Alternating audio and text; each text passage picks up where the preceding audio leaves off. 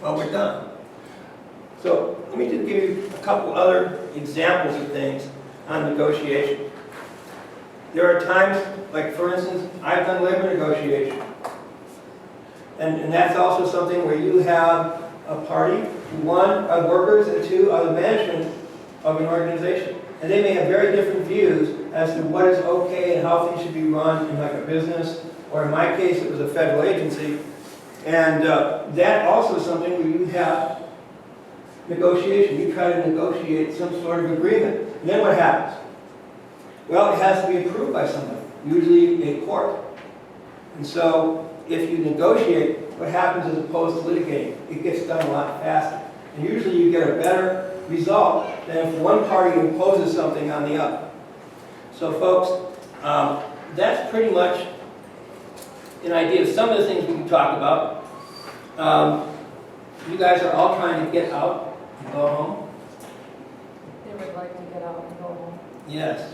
So if there's anything anybody has any questions, or has any things they're interested in about negotiation. So let's just kind of, so as we prepare for the Supreme Court, so Paul talked about the different types of cases. He talked about criminal, civil. So all of those can go in front of the Supreme Court. Yes. So you might have a case that's a civil case, you might have a case that's a criminal case. So the most recent case was a case, if you looked on their website, a case about the inmates from Texas were petitioning the Supreme Court to change the type of lethal injection they were getting, because the lethal injection that they were getting for the death penalty wasn't killing them.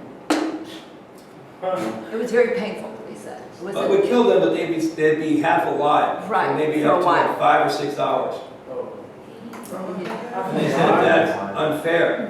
That's horrible. And the response of the government was, hey, the reason you're getting this punishment is because you killed people, Yeah, and obviously you didn't care.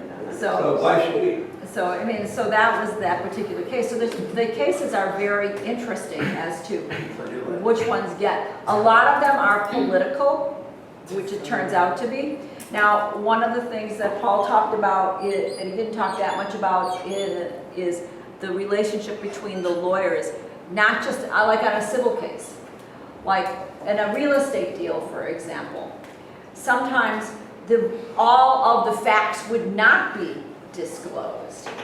And that was, I think, a big problem that you had, because you were on your own to find those facts through a process called discovery. So there's some key terms that I want you to know. So like discovery, what are some of the key? And what is discovery? Discovery is under a process, under civil law or under criminal law. You may ask the other side to provide information to you. And if they do it and they lie or improperly mislead, not only can the criminal or the party get in trouble, but the lawyers can be in trouble. Okay. And so that's what's supposed to keep it honest, that the lawyers are always supposed to be honest as to what they're doing and not do anything that they would do something for their client that would put them in a situation where they would also be subject to criminal penalties. So that's how you keep the lawyers honest. Well, that's one way. Lawyers don't like going to jail. They like coming out of jail after a good day's work and not staying there for a long time. Then there's a subpoena. What is a subpoena? Tell 'em. Subpoena is a way to get documents and sometimes testimony, where you can be asked someone to have to testify on something, or you may require what they call production of records, which is any could be videotape. It could be now this has become one of the lawyer's favorite friends. Amazing what you can get off of somebody's cell phone. Put someone in prison, and get them out of prison based on what happened. Because what are we starting to talk about with police? Cameras. Why the cameras? Because the cameras show how the officer actually handles somebody. Like when I was saying that when I saw something where these police officers would take people and they'd shove them up against the police car and they'd take it right here in their neck, but they would do it. It doesn't leave a mark. Police officers know it doesn't leave a mark. They're showing that we're in control, you're not. And those are the kind of things. Can they do that if they're wearing a camera? What happens to that police officer? He gets fired, or he gets disciplined. Or, and it works the other way too sometimes. If somebody says, I was brutalized by this cop, Well, the cop said, hello, sir, you have to pull over. You were going 70 in a 30-mile-an-hour zone. Could you please show me your wallet? And the person starts screaming and spitting on the police officer and throwing things at him. Well, then the police officer said, hey, you can see it. And you know now that most police cars are being equipped with cameras. So, you know, it's really, the demographics of the legal system is changing rapidly.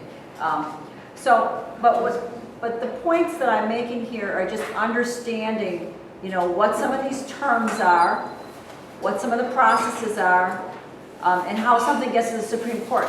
So it has to go through how many different courts before it gets to the Supreme Court? It has to usually go through a federal district court, and then it goes through an appellate court, and then it goes to the Supreme Court. And Supreme Court does not have to take every case. They choose which cases they wish to hear. And so a lot of things never get beyond the district court level. And plus, it's very expensive and time consuming. So Basil has a question. There's a case I read online a couple of years ago about a lady in Florida who she filed for a divorce with her husband, and they're all separated and everything. Her husband came to her house, I think they were fighting. So she took a firearm and shot it to the ceiling. She shot it 3 or 4 times. And then the cops came and arrested the lady. She was in her house and put her in jail for 20 years for shooting the ceiling. And in Florida, I'm not pretty sure, but the section of law where you stay your ground is illegal. You can't stay your ground. Well, actually, in Florida, they found that you could stand your ground. And that was the case where the guy shot the kid who had the hoodie on, who was coming back. Yeah. And they said, well, Florida has this law called stand your ground, saying that if you are you're in your legitimately, and his role is called a security person, like a kind of like a vigilante security group for this apartment complex. They said, well, we're going to find that qualifies under stand your ground. Typically, in most of the states, it's your own property. So if someone comes into your property, and we've had cases where, seen cases where people were drunk, and they go into the wrong house. And they wander into the house, and they're drunk, and all of a sudden, the person pulls a gun up and says, what are you doing in my house? Who are you? And they blow them away. Now, under stand your ground, does that person have potentially a case? Says, well, this person I don't know, they came to my house, they were saying all crazy things, and I didn't know, I couldn't tell whether they had a gun, because it was dark.